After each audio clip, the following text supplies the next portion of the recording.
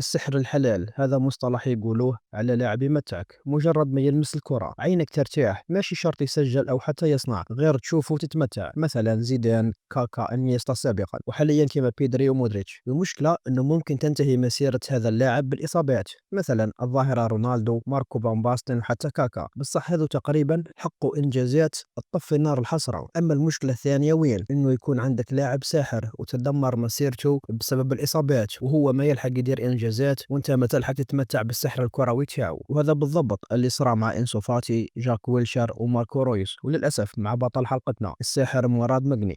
قبل ما يجي للمنتخب الجزائري لعب مع فرنسا تقريبا في جميع الفئات السنية إلا المنتخب الأول، وفاز بكأس العالم لتحت 17 سنة، وبعدها ربح بطولة يورو 2005 مع فرنسا لتحت 19 سنة. وواضح من صغره أنه موهبة فذة.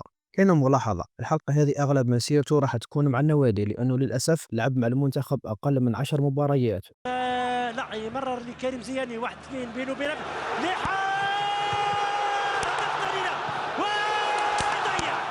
وعلى هاك راح نبداو بمسيرته مع المنتخب. اول مباراة ليه مع المنتخب كانت ضد اوروغواي اللي كان نجومها في عزهم كيما ديغو فورلان ولويس سواريز، وربحناهم بهدف رفيق جبور. ومن اول مباراة بين انه لاعب اسطوري. وهادي رغم الضغط، هذه المعلومة تاكدت في مباراة مصر في القاهرة بعد الحادثة تاع الضرب وضغط الجماهير والهدف المبكر. المنتخب تاع مصر كان شرس هجوميا، وكان لازم لاعب يمص هذا الزخم. وهنا بان هدوء مراد اللي كان يلعب كانه يلعب مع اولاد او هواة. برود اعصابي بين لك ان قدام لاعب ما ظنيتش راح يجي افضل منه مع المنتخب. وفي درمان لعب اساسي وانطر السحر تاعو وتاهلنا لكاس العالم. بصح قبل كاس العالم كان لازم نلعب كاس افريقيا في انغولا، واللي فيها المباراه الشهيره تاع كوت ديفوار اللي مراد كان مصاب واصر انه يلعب. بالطبع ربحنا، بصح الضريبه كانت عاليه عاليه عاليه عاليه. تفاقمت الاصابه وتم استبعاده من القائمه ومحاوله تاهيله باش يلحق بكاس العالم 2010، بصح للاسف ما لحقش. وتقريبا انتهت مسيرته الدوليه مع المنتخب الجزائري سينتقل إلى جنوب أفريقيا من دون اللاعب مراد مغني الذي كما تعلمون يعاني من إصابة منذ مدة في ركبته. تم اتخاذ القرار اليوم. مراد مغني التقى رئيس الاتحاد الجزائري لكرة القدم السيد محمد روراوة، أبلغه القرار، أفهمه بأن الأمور تعود إلى ركبته وإلى صحته أيضا، وبأنه في هذه الحالة الصحية لا يمكن له الانتقال إلى جنوب أفريقيا. مسجل حتى هدف، بصح الجيل اللي لحق به مستحيل ينسى اسمه.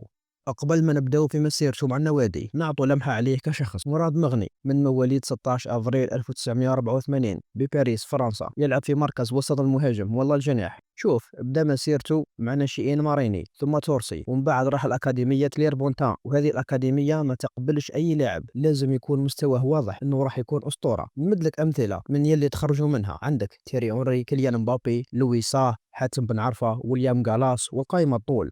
Mourad Mehni est déjà la star de son quartier à Champs-sur-Marne en région parisienne.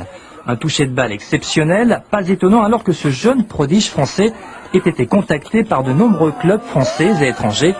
À 16 ans, Mourad termine sa préformation à l'Institut national du football de Clairefontaine.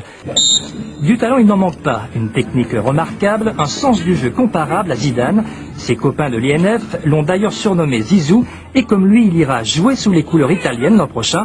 Un contrat espoir signé avec le club de Bologne pour une somme sans doute assez conséquente. Mourad a été formé ici, à Clairefontaine. Comme Thierry Henry et Nicolas Nelka sur le terrain, il est l'un des plus sûrs talents du foot français. Mourad occupe le même poste que son idole, Zinedine Zidane, et comme lui, il marque des buts. De quoi attirer la convoitise d'un club étranger. Encore un espoir qui file au nez et à la barbe des clubs français. Mais l'offre d'un grand du football italien ne se refuse pas. Si sûr. Actuellement à Clairefontaine, Mourad touche 70 francs par jour. À Bologne, il devrait recevoir environ 18 000. وفي عام 2000 راح لإيطاليا في أكاديمية بولونيا باش يكمل تطور، وفاز مع نادي الشباب بالدوري الإيطالي. وبعد عامين صعدوه للفريق الأول ولعب معاهم من 2002 حتى 2007 وسجل 7 أهداف برك. وبعدها راح إعارة موسم واحد لنادي سوشو، وبعدها رجع للدوري الإيطالي، وهذه المرة من بوابة نادي لاتزيو، ولعب معاهم من 2007 ل 2011. شوف، حاب نوضح نقطة برك، إنه هذه الفترة اللي لعب فيها في الدوري الإيطالي وكان متألق، كان الدوري مليان بالنجوم. شوف الميلان واليوفي برك يعطوك الخبر. يعني كان الدوري الإيطالي مازال جنة كرة القدم.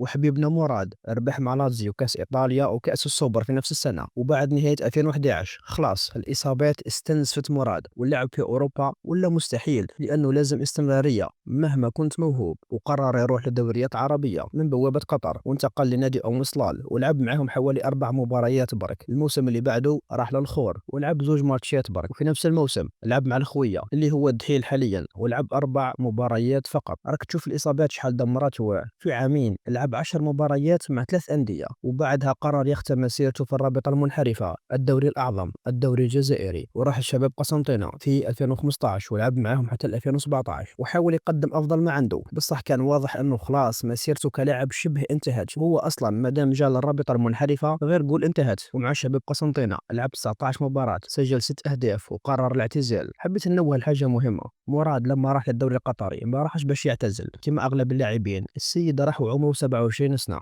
السيد كان مازال حاب يلعب، بصح للأسف جسمه كرف. في 2017 اعتزل مراد مغني وعمره 33 سنة فقط. وللأسف أغلب هذا الجيل ما يعرفوش، بصح حنا مازالت هذه اللقطة خالدة في ذاكرتنا. ديني سلم لي كلمني اضرب لي، يتلاعب كما يحلو له. المهم استمتع، خليني نتمتع. مش ممكن يا معلم اتعلم وتكلم.